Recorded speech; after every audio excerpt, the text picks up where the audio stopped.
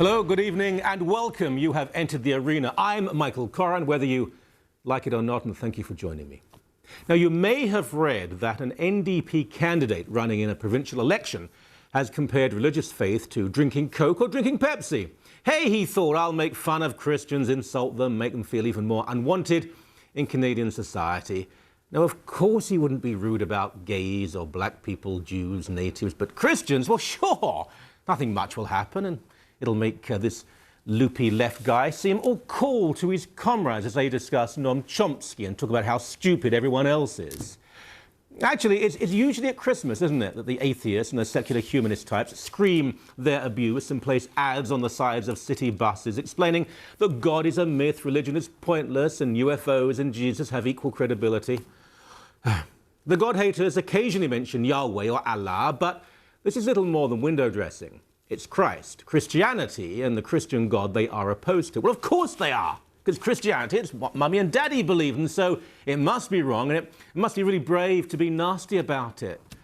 In non-Christian societies and in non-religious cultures, such as Stalinist Russia, the various Soviet satellites, Maoist China, Pol Pot's Cambodia, Hitler's Germany and his fascist empire, the freedom to speak your mind simply did and does not exist. And spare me the internet mythology about Hitler being a Catholic or Stalin not being a militant atheist, because no genuine scholar of the Reich or the Gulag would support that nonsense. But you see, nations built on Christian ideals promote freedom, even for critics of Christian society.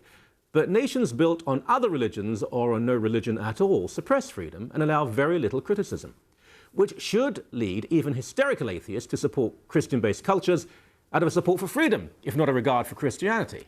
What we see, though, is the opposite, because it will be dangerous to mock Muhammad in Egypt or Saudi Arabia, or argue for God in North Korea, and it's so much easier and safer to avoid the genuine issues and play armchair warrior.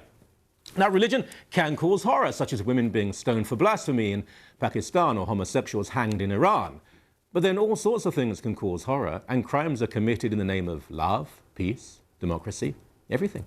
It's not religion that's bad, but certain religious beliefs that are bad, just as it's not politics bad, but certain political ideas that are bad. Yeah, I am saying that some religions are morally and intellectually superior to others, that some religions are more ethically and historically consistent and compelling than others. Good Lord, the man is not a relativist. Kill him, it's a blasphemer. Now later, as the weeks roll by, I'll make the case for the truth of Christianity in one of my monologues. I'll show the gaping fallacies of atheism. I'll stand up for my faith and not care about losing jobs or being disliked. And unlike most Islamic or atheist states, I will not be killed in Christian-based Canada for speaking my mind. Just as that courageous New Democrat running for an election will not be killed for speaking his small mind. Coke, Pepsi, I prefer a can of nice, refreshing truth.